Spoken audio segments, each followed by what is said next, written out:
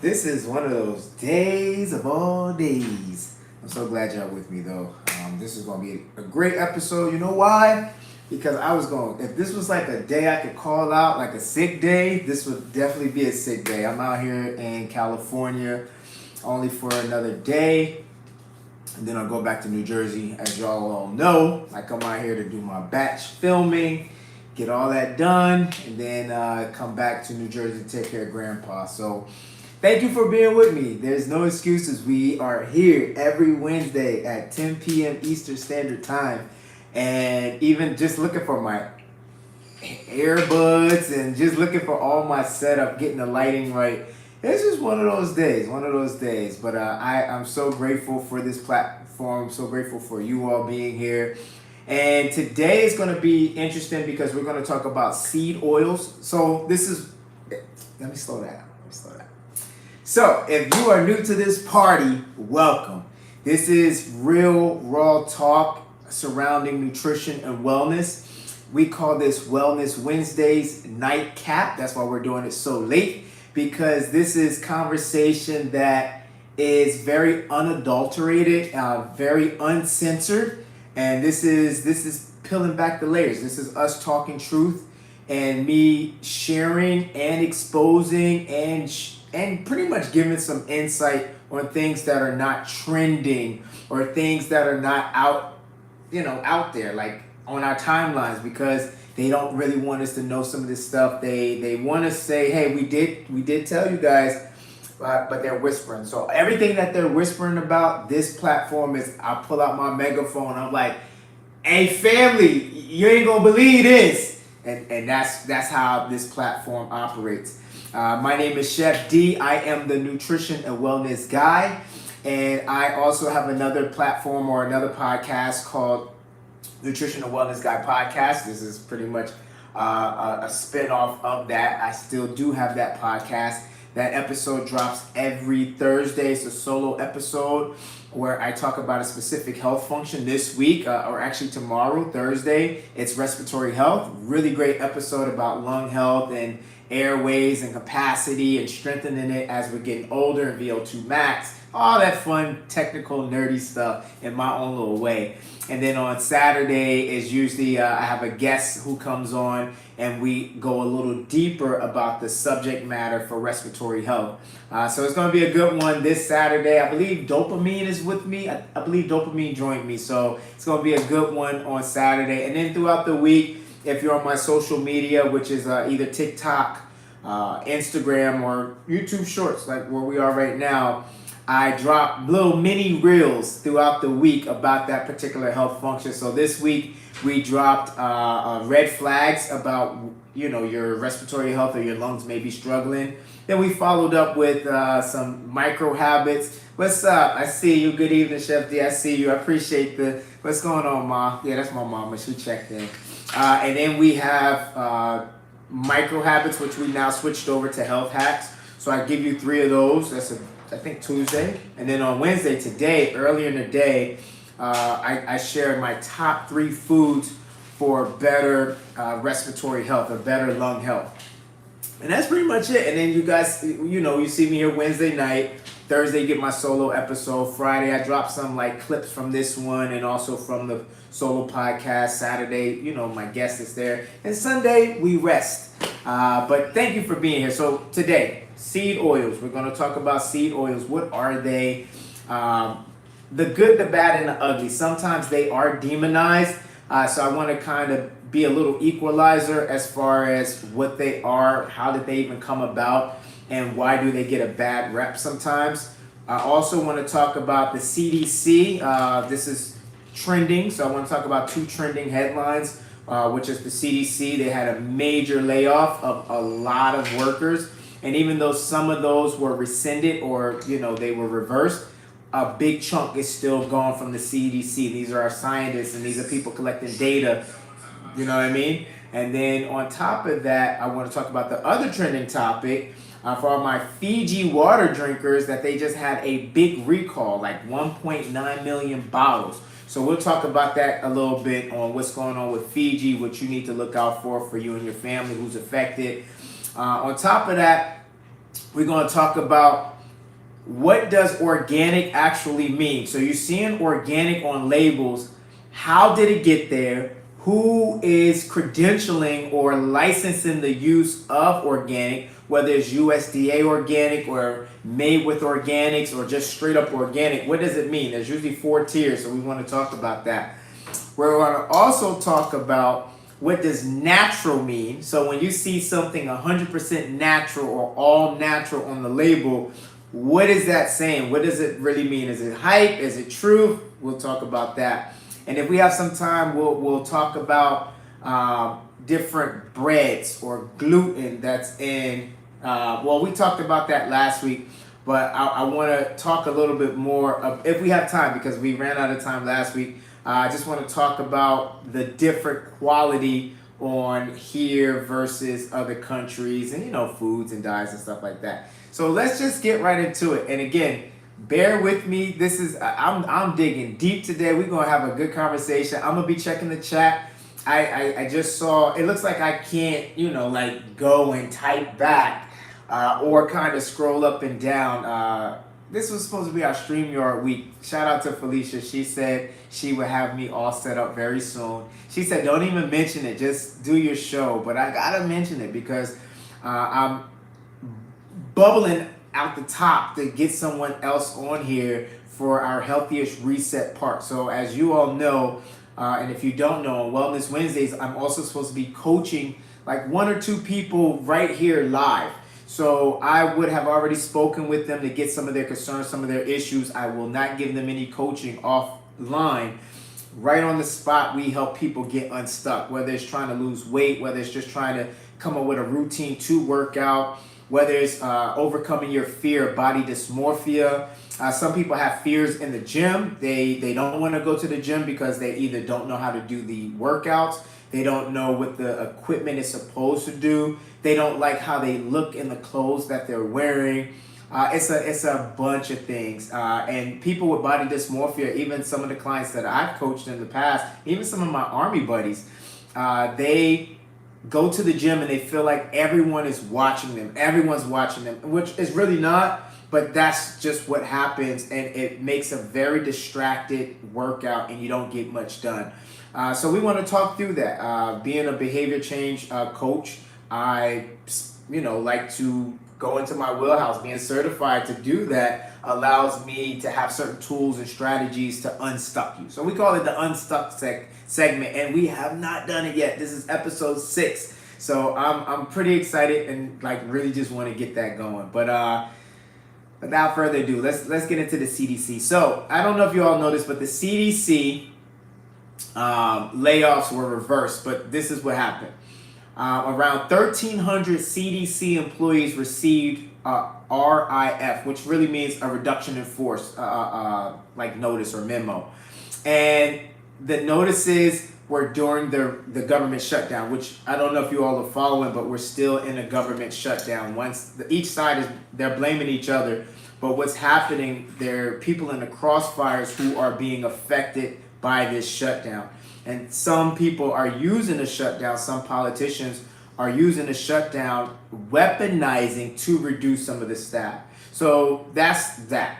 Now, after some, according to CBS News, after some immediate backlash, over half of those were rescinded or reversed.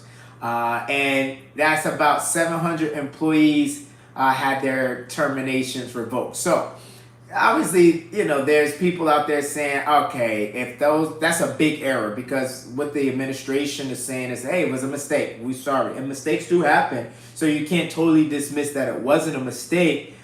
But the timing of the mistake and how the mistake was handled, it makes you wonder, because even though, think about it, you were fired today by accident. However, the person in the cubicle next to you, they weren't fired by accident.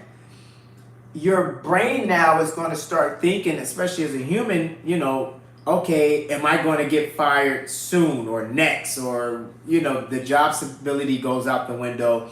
The culture, that positive motivational culture goes out the window. and then you start getting these different things in your head. Now, mind you, and let me tell you why this is significant. Think of this as like your doctor. Let's say your doctor was working for someone, they had a layoff, and then everyone in the office, let's say there was 10 medical people in your doctor's office. 5 of the medical people, including your primary doctor, was let go. Now, all of the patients got upset and said, this is crazy, what's going on? Whoever's the big owner of the doctor's office said, okay, you know what, I'm sorry, we messed up. We're going to bring a couple of them back. Now, your doctor was brought back, but 2 of their colleagues weren't. Now, you have an appointment that same day or the next day. What state of mind do you think your doctor's going to be in? If they're human, if they have a family, if they have responsibilities, they still have school debt, they're not going to be all there sometimes. And I can't speak for all people because some people can lock in and they're not just distracted. But just from an empath, supportive standpoint, I feel like if your job is at risk, there's going to be some back talk, some talk going on in there, and some doubt. And it's going to stretch your faith. So that's that. So I'm saying all of that to put into perspective that the CDC, as we're coming into, which is typically cold and flu season, when we're coming into a point in time when there's different diseases going around, new diseases going around, I think 2 episodes ago for Wellness Wednesdays, we talked about super bacteria or super bugs. So this is a time when there is outbreaks and pandemics and all sorts of things, threats, and you're reducing the agency that gives us guidance on how to prevent and how to mitigate. That's wild work. So this is why my podcast and the content I put out is about prevention and maintenance. And if you've been following me long enough, you know that the information that I gather, this is my love language. You guys always hear me say this is my love language, because our families need to be strengthened all year long. We don't want to response eat. We don't want to react, medicate. We want to be in a state. They call it homeostasis, which is a balanced state. We want to be in a whole health state of being where it's the norm to eat healthier. It's the norm to be active and work out or take your walks. It's the norm to supplement your diet with, things that you don't get naturally from the diet. Whether that's an iron supplement, whether that's vitamin D3 or vitamin D2 supplement, whether that's a vitamin K supplement, whatever it may be, it's the norm for us to get 7 to 8 hours of sleep. It is the norm for us to have a supportive social circle so we're not isolated and doing this life thing by ourselves. It's the norm to have a spiritual compass where you can lean on prayer, you can lean on worship, you can lean on fellowship, you can lean on other things, whatever your religious practices or spiritual practices may be, you can meditate, you can lean on that stuff. These are the norm. So when these are the norm, the body is usually set up for success. So when something that is abnormal or out of the norm, we're not struggling. We're not going crazy. The body's not going crazy. So with the CDC, so again, the other thing is we're in the age of technology and we're in the age of information. So there's a lot of information and there's also ways to cross-check that information. And that's what this platform, big on cross-checking the information and also just trying to have some journalistic integrity. I do have my feeling about certain things and I'm very adamant about other things. But again, just still trying to draw that fine line where you get the information without me telling you what to do, but just building up a framework of different information points so you and your family can make a conscious, educated, accurate decision. That's what we're here for. So my take on it, why with the CDC thing and why I believe it's a concern, is You now need to do some of your own research. This is an agency that collects data, that does research, that they have scientists, they have analytical engineers, and they have all sorts of people who are smarter than us in a sense, putting together guidance for us as a nation. And without that in place, without that resource, we're not going to be a victim, right? We're not just going to be like, oh, no one's going to tell us what to do. No, no, no. We're going to dig deeper. We're going to start looking for more people on YouTube, on any podcast. We're going to start looking for professionals who are credentialed, who are passionate about holistic health, passionate about naturopathic practices. They're passionate about just doing it the right way. And you can resonate. You'll feel that in your gut, like, okay, oh, I like what he's talking about. I like what she's talking about. I can feel it. And what they're talking about is going to get my skin right. It's going to get my hair right. It's going to get my energy right. It's going to make my cycle, ladies, going to make your cycle more bearable. Those with fertility concerns, it's going to make sure that your wound is right, fellas. It's going to make sure that your sperm quality is on point. Again, when you follow people who are about that life, like I'm about that life, and I feel like I still have more to go to really be about that life. You guys know the end goal for me is to be a naturopathic practitioner. So I want to be able to practice in a clinical setting, having my own patients, having my own retreat island or wherever I'm going to be, and make sure that whatever you're dealing with, whatever ailment that you're dealing with, you'll be able to get real support, and we just going to figure it out. And hopefully I make a lot of money from now to then, so that way I could almost be set up like the Children's Hospital or some of these agencies that the patient never gets a bill. That is what I want. I want to have a facility or retreat or some type of place that whatever that if you need a reset, if you need to combat something like cancer or AIDS or HIV or any autoimmune disease or anything that you feel has crippled who you are and you don't have quality of life, I want to have a place that people can come to get better, whole health. And you know my 5 pillars. We're going to get it from a physical, we're going to get it from a spiritual, an emotional, a mental, and also a social point of view. So this retreat place is not about isolation. There's going to be other like-minded and purpose-driven people getting better too.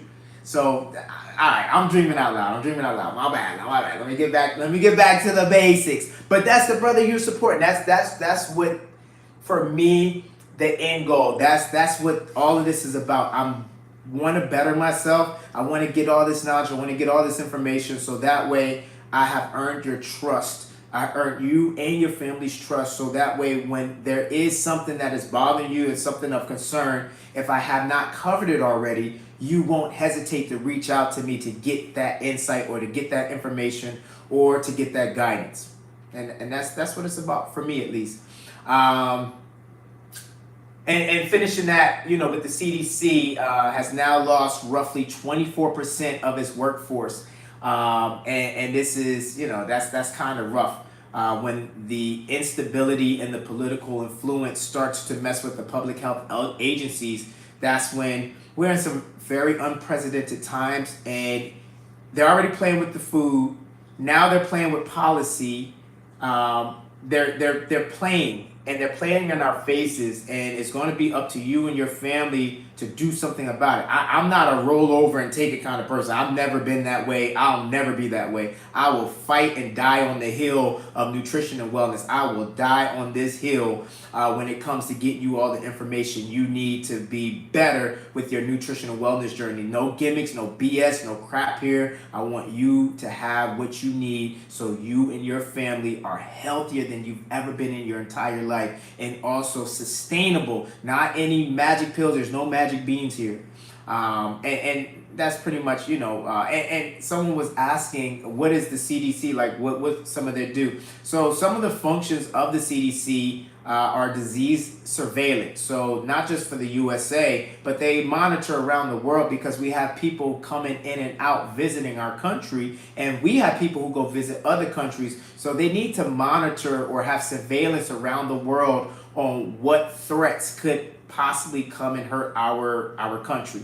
And then also, they try to be on top of global health immunizations, what's going on also around the world. And they help with the mortality weekly report. And that's just a few of the things that they keep us on track with.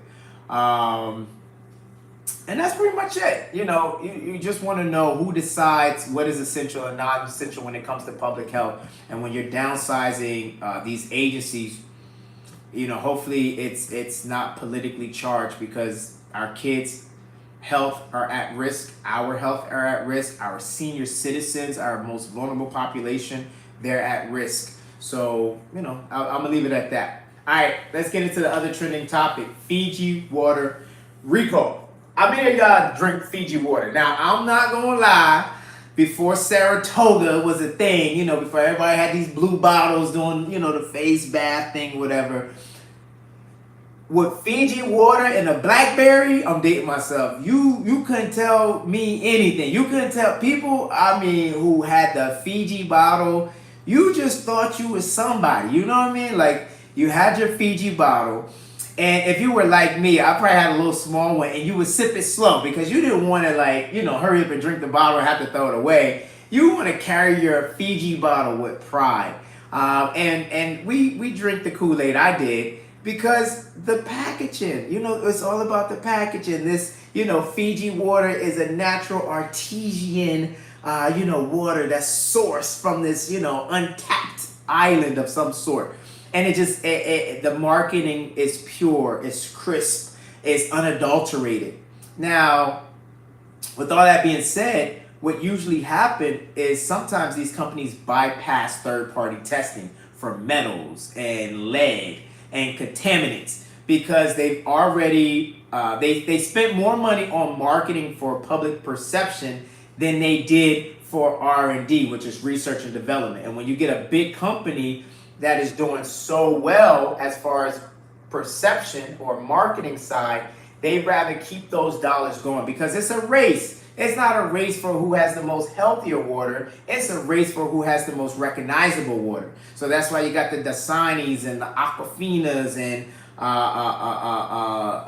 spring water, Poland Spring, and all these other ones. I was trying to think of off the top. But again, it's a race. How can we sell the most amount of water? Because water to me is, bottled water is the most legal drug game I feel is out there. That, I feel like, it's legal drug dealing.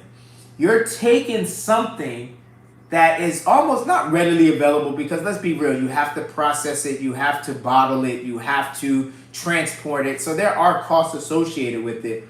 But the markup on water is wild work. The same bottle of water at the airport is different from the same bottle of water at an amusement park, Disney World, Six Flags. It's the same bottle of water at the movie theaters. It's the same bottle of water that's in your hotel room. It's the same bottle of water you can get from the grocery store. It's the same bottle of water that the restaurant is trying. It is the most marked up drug I've ever seen in my life. I think it beats cocaine, because you get a brick of cocaine, cut it up. I don't know, I watch a lot of movies. You cut it all up and you give it to you distribute it to the different dealers, and they put their markup on it based on whatever, Blue Magic, shout out Denzel Washington, that was one of my favorite movies, Blue Magic, and you put whatever your label on it and you mark it up. I feel like it's such a bad industry, and I feel like the equalizer is when we get these recalls. When you have a company who's made so much money off of us, I feel like this is them paying the piper, because what ends up happening is that they start slipping. They start cutting back on research and development. They start cutting back on third-party testing. They start cutting back on properly sourcing humanely, because it's about marketing now, about supply and demand. They don't care how they get it or how they do it. You already are convinced since a youngin that Fiji water is top tier. So what do they need to do to keep you there? You're already thinking that. So they're going to put that money somewhere else. So family, just so you know, 78,533 cases of 24-pack or 500 milliliter Fiji natural artesian water was recalled. So if you have that size and that water, check it out. Let's see if they have okay, let's get a little bit more so we can, I don't want y'all scared and throwing out all your Fiji water if you don't have to. So first and foremost, the reason. The testing found elevated manganese levels plus 3 types of bacteria in some of the samples. The recall classification, it was a class 3 recall, and this just means that the FDA judged that it's not likely to cause adverse health consequences, but it has bacteria in it, and it has a more than normal elevated manganese in it. So I don't know about you, that's not how it's supposed to be, so it's not safe. That's not how it's supposed to be. The timeline. So the recall was initiated sometime. Let me. Oh, I'm gonna come back to that. I got you guys. Because I'm gonna get you guys a lot number. I got you. I'm gonna get you, because usually when they do it, they have a lot number so you can know what's going on. And raises concern bottled water supply. This is Goodlands, and they were already recalled last year. So this is a second recall, but I'll get you guys more information as far as the lot number. I thought I had it here, but I got you. Yeah. CDC. Yeah. Okay. Let's get into the next topic, shall we? And how y'all doing? Any questions? How y'all feeling? Like, are y'all with me today? How's life been? How's the family? How's the kids? How's the dog? And all that good stuff. Yeah, listen, today has been a day. It's just been a crazy week. Just as far as some health stuff, I have an issue with my tooth here. So yeah, I had an injury when I was 12 years old, and it knocked it out of the nerve, and it's just been a bad tooth. It's been fighting forever. So I now have to get some real work done because they might not be able to save it. So, I had a little sad moment. Y'all know how I feel about my teeth. I don't know if you know how I feel about my teeth, but I am big on oral health. It's, one of the top things for me because that controls a lot of other parts of the body. We have an oral health episode coming up, I think 4 weeks from now. Shout out to my hygienist. She's going to be our guest, which is going to be amazing. She's been cleaning my teeth for the last 5 years, I think. Ever since I came back from deployment. But yeah. All right, so let's get into it. Next segment, seed oils. So, family, I don't know what your timeline looks like. My timeline on Instagram is always filled with like nutrition facts, wellness stuff, quotes, motivational quotes, AI videos of old people, they reenacting the old people. AI videos of babies, being interviewed. Yeah, my timeline get a little wild. But one of the things is always showing me what's good, what's bad, what's deemed healthy, what's not deemed healthy. And sometimes my timeline gets very opinionated. I love the fact of being a forever student. So as you guys know, I'm in pursuit of for my grad program right now with Bastyr University. Integrative nutrition. So I love that because we also have our own peer-reviewed sources, and we're able to tap into and get rid of the fluff. So I like to tap into and bring some of that stuff with you guys. And shout out to my alma mater, Purdue Global University. Such a great program. I learned a lot in my nutrition science degree program, a lot. But I say all that to say that there always seems to be a little confusion with seed oils. When you go to the store, you see soybean, corn, sunflower, safflower, canola, grapeseed. And the front of the packaging is usually about omega 6s. Is usually heart healthy. Is usually no trans fat. What are some other things? Usually they put pictures. Remember, I always tell you, the front of the label is just it's fine wine. It's fine. It got the right perfume and cologne on, right cut, hair done, right outfit on. It's trying to romance you. Don't trust everything on the front label. Don't even look the front label in the eyes, because it's trying to romance you. It's trying to get your money. It's trying to get up in your house. So whatever's on the front, you start seeing flowers and you start seeing all sorts of foolishness that has nothing to do with the product. They're distracting you. Flip it over to the back and see what's in the ingredient.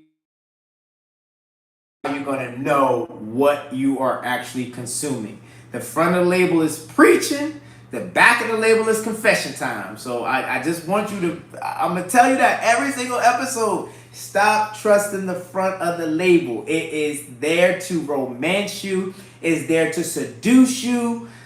Don't fall for it. Flip it over. Actually, that a supermarket that it's just the back of the label. You walk into my supermarket or my grocery store or whatever store I have, I want all the products to start with the back of the label. And you'll know what it is, because I have sections. This is oil, this is bread, this is produce, whatever it is. I want the back of the label. All right, let me stop being silly. But anyway, when you go in there and you see these seed oils, they're marketed as a great alternative for your heart health. Compared to what? That's what you have to figure out. Where do seed oils come from? So back in the day, they had tallow, and they had lard, which is also like an animal fat. They had butter. And these fats, they inherently weren't bad. It was just the consumption amount. So a lot of tallow is going to mess up all of this in there. It's going to mess all that up. And a lot of butter is going to mess up all of this in here. It's going to mess up all of that. And a lot of lard is definitely going to tear stuff up. So they were like, okay, let's create a derivative. Or let's do some science, because these oils are science, because of how they're double bonded and how they are broken down and rebonded for stability and for heat resistance and for all the other stuff. They're science projects in a bottle, just want to be clear. So when you're getting these products, the front label is telling you one thing, but what we want to talk about is that sometimes these are high in linoleic acid, which is omega 6. Now, omega 6 is not necessarily bad. However, if you've been following the other episodes, if it's not balanced with omega 3, then what happens is inflammation and oxidative stress and damage throughout the arteries, throughout the body, throughout the cells. So a lot of omega 6, which you find in processed foods, over 70% of the American diet is processed foods. So most of the snacks and the chips and the cookies and the pies and the frozen dinners and the this and the that, blah, blah, blah, all the processed stuff usually uses these seed oils, because they have been engineered and designed to stand freezer, microwave, high heat, more than one use heat. You know, you fried something and you've been using that same oil. Remember back in the day, I don't know if you guys remember this, but your grandmother would fry something and then she would save that oil. She would strain it in a container, save that oil, and use it for the next time. It was a different time back then, and some of those things you could do that with certain food products, but you shouldn't. Let's not do that now. Let's get into healthier fats, which we're going to talk about. But so what ended up happening was they needed to create and engineer oils that were going to be shelf stable, that was going to last past a heating point, and also that was easier to process and easier to make and cheaper to make. So with the rise of fast food, so listen to this. This is wild. So a lot of the fast food oil, this is why I stay away from fast food as much as I possibly can. I ain't say all the time because that's cap. But this is why, as a healthy-ish guy, nutritionist here, I try my best to stay away from fast food as a normal thing. Remember we started the conversation off of this episode, what's normal, what's abnormal. Me going to a fast food restaurant is abnormal, and I'm okay with that. Don't think I'm better than anybody. It's just how I set up my life intentionally. But again, back in the day, I worked for Wendy's. Wendy's was my first fast food job. And the oil, we used to have to change out the oil every night, or every other night. We would stretch it sometimes. We would have to change out the oil because we used the oil throughout the day, making fries and, fried chicken. The spicy chicken sandwiches, nuggets, blah, blah, blah. The scientists in these oil companies got smarter and they figured, hey, if we add silicone and we add petroleum and we add some other additives to the oil, it'll last longer. The fast food restaurants will be a little bit happier and it will be more sustainable as a product that we'll market it as less oil waste. We'll market it as something safer. We'll market it as something that is good for health in moderate portions, and nothing's moderate when you go into a fast food. So now the oil doesn't need to get changed out for days and quite some time because of what's being added to it. And some of that has also been done in some of the oils you have in the supermarket. That's why you can use the oil over and over and over again because it has stuff in it that shouldn't really be in it. And if you can do that, what is it doing inside your body? And another, if you just follow, I think it was 2 weeks ago, we did mitochondrial health. So when it comes to mitochondrial health, those are your cells that are looking for the energy. They don't do well with fake fuel. So when you're loading up the body with these fake fats, because fat it could be an energy source. When you're using a fake fat, like this vegetable oil or canola oil or soybean oil, it's not doing your mitochondria any justice compared to avocado oil, compared to coconut oil, compared to even tallow. Like tallow's been demonized, but you can get your hands on some tallow and you're doing it moderately. It's better in my opinion. I gotta say my opinion so nobody gets crazy. It's better in my opinion, in my professional opinion, than some of these seed oils that are out there, and that's just point blank. One of the other things back in the day was Crisco. So Crisco was like the oily, you can still get Crisco now and they'll tell you, hey, this makes a great pie crust, or hey, this makes a great pastry. Again, it's all science lab engineered fake fat fuel. It's garbage. You're better off just getting a fat like a ghee. Even clarified butter. Go with butter if you're gonna go for the flavor, just do it in moderation. Coconut oil, moderation. Avocado oil, moderation. Those are fuel, real fuel from nature, from the earth, that your mitochondria, your body can work with. Just don't overdo it. That's all I'm saying. But again, when it comes to these refined oils, when they get overheated, there's a thing called aldehyde. So aldehyde and oxidized lipids, or lipids are fats. So when you have these inferior products, these refined oils, what's happening is that you're now increasing your risk for heart disease. You're increasing your risk for cardiovascular disease. You're increasing your risk for even being pre-diabetic. You're increasing your risk for cognitive delay. So you want to be careful that you are not getting to a point where everything is cooked in vegetable oil. What vegetable is this oil coming from? You really want to know what vegetable is producing this oil. It didn't say olive oil, because olive oil, that's my guy right there. It says vegetable oil. So is it squash? Is it from collard greens? Is this from Brussels sprouts? What vegetables did you extrapolate the oil from so we can have this vegetable oil? Those are the questions you want to ask yourself.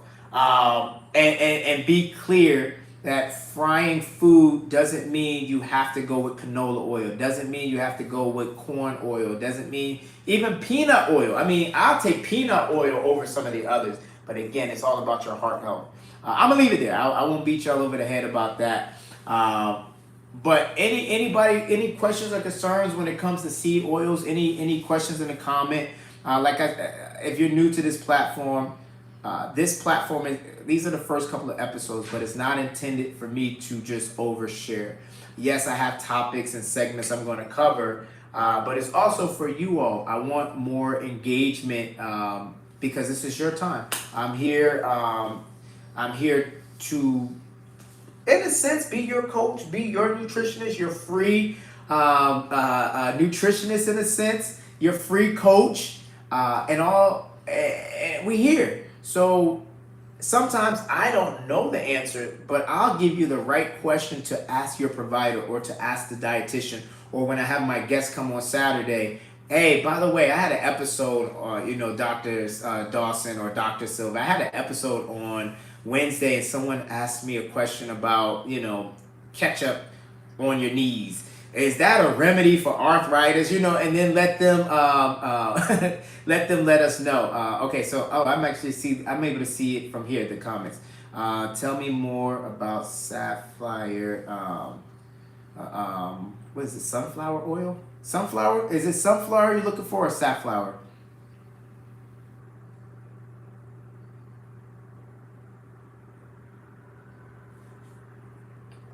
Either way, all right. No dead air. So let me just keep going. So I'm gonna see if she's gonna put up there, so that way I don't speak about the wrong thing. Yeah. So my bad. Hey, I zoned out, guys. My bad. So when it comes to seed oils, any other question? Oh, son. Okay, thank you. When it comes to seed oils. And when it comes to processed and refined oils, we want to make sure that we're trying to stay as healthy as possible. Because when we start getting into the stuff that is man-made, made in a lab, chemical made, we start running into issues where we have things going on with our heart. So when it comes to sunflower, let me look this up a little bit. All right, so when it comes to sunflower, they're grown globally as an oil seed. So oil seed crop, that's how it's grown. There is no sunflower you're going to get in the store. It's grown as the crop. And it's rich in fats, proteins, minerals, and antioxidants. According to a review, this is by PMC, sunflower seeds are 65% lipids, which is fat, 34% protein, in the seed kernel, and about 18 mineral elements. So when you hear the sunflower, you say, wow, that sounds good. However, there's two oil types. So you have a linoleic sunflower oil. This is high in polyunsaturated omega-6. Again, that's not bad in itself, but without a balance of omega-3, then you're in trouble because you're building all types of oxidative stress into your body. So omega-3s you get from wild-caught salmon, you get from walnuts and other nuts, you'll get from chia seeds, those kind of grains, or some pseudo grains.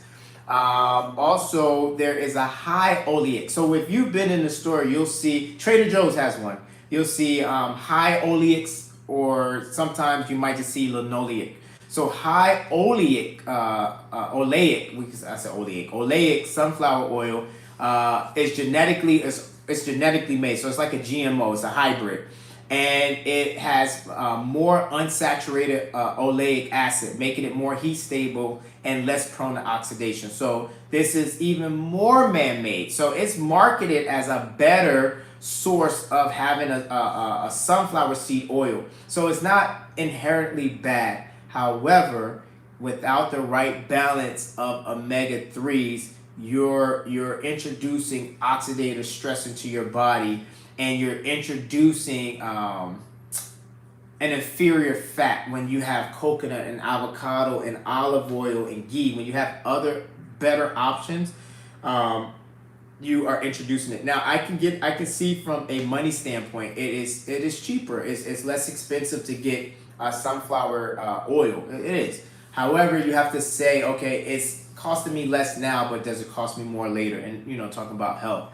Other things with it is, it is good. It's a good source of vitamin E, which is an antioxidant, and also it it helps to.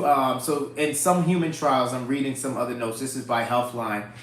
Using high oleic sunflower oil in place of saturated fats, like the garbage stuff, the other stuff. It has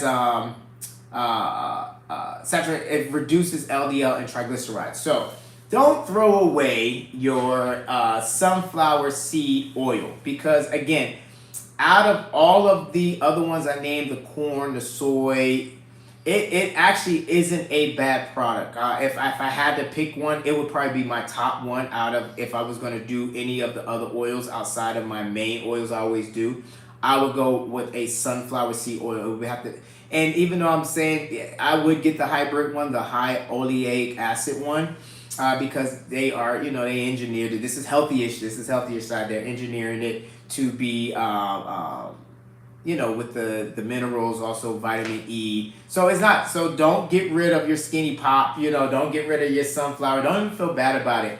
But just moderation. Everything is moderation. Just understand it is lab made. So anything that's lab made is going to carry some concerns. And just know that it's not known as a bad oil. It's not in the naughty oil list. So it's okay. I feel like it's on the health. It would be a healthy, if healthy-ish had to pick one oil, it would be that, because it's the balance of the good and the not so good. I did look up what are some concerns of it. Now, obviously, it can cause inflammation, so that's why we say moderation. Obviously, with the oxidative side, if you're just doing a linoleic and not the high oleic, then what happens is when it's heated too hot, this degrades into aldehydes, what we just talked about, and lipid peroxides, which damage to the cells. So if you are using your sunflower seed oil, your sunflower oil, be careful not to heat it too much. Don't make it too hot, because that's when you degrade it. You strip it of a lot of the nutrients that it does have, and you now start to have a carcinogen introduced into your body. You're damaging your cells. Also, and this is like past 450 degrees, but that can easily burn on the stove if you're not paying attention.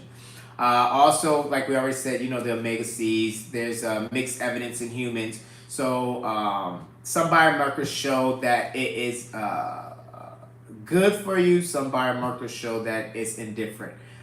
And, just be careful with commercial oils, because sometimes they get bleached, they get deodorized, and these also degrade the nutrients. So at the beginning, hey, sunflower seed, 18 nutrients, vitamin E, that can go, that's in its raw form. As soon as you heat it up or make it too hot, all that goes bye-bye. Or, most of it goes bye-bye, and you're left with a degraded oil that you can't see how degraded it is as far from a molecule standpoint, but it is. It's scientifically degraded. So just do small and moderate uses, and you should be fine. You should be good. Don't give up your skinny pop. Anybody else? I'll take one more question, and then that's pretty much it. I'll let you guys. I know it's late. Everybody who's watching the replay, I appreciate you. Again, this episode was one of those ones I was definitely gonna call in sick. It's just a really, like my tooth is bothering me like crazy, and it's just been a very long day. But I mean, I don't know. I kind of low key got a second win just being on here with you guys, and that's why I can't wait to get Healthiest Reset going, that hot seat, because you guys, believe it or not, are my motivation. You give me purpose, you give me passion, and I appreciate you. So just thank you for being on this journey with me. Thank you for staying tuned in with me. I'm still working on flow. I'm still working on delivery. I'm still working on making sure I bring you all topics that you can relate to and topics that you can benefit from. I'm still working on making sure I have better eye contact and better engagement and better preparation for this show. Even when I'm traveling, I couldn't make it back to the main place where I do this, which is in New Jersey, but also being ready on the fly. So it's just all getting better. But I appreciate you all for being with me and on this journey. Any questions you have, even if it's on the replay, put it into the chat. Any concerns, anything that you heard and it didn't sound right, or you want to even check me out, it's cool. I like being checked. Just, be respectful, obviously. Just put it in the chat and let's talk about it. Put it in the comment section and let's grow together. I appreciate you all. I won't keep it going because we're at the end of the night. But thank you all, everybody out in New Jersey who was watching live. Y'all, I know y'all gotta be tired if you got work in the morning. I appreciate you for investing in your health. And everybody on the West Coast, I hope I didn't cut too much into your dinner time. And everybody on the replay, you smart because you watching it when you get a chance to watch it. It's all the same to me. I appreciate you guys. Love you all. And remember, health is wealth. And I'm just here to make sure you're getting paid. Until next time, I'm gonna do a double one. Yum on. See y'all later. All right, this is awkward. Now I gotta end the live by going up here and hit end. See y'all.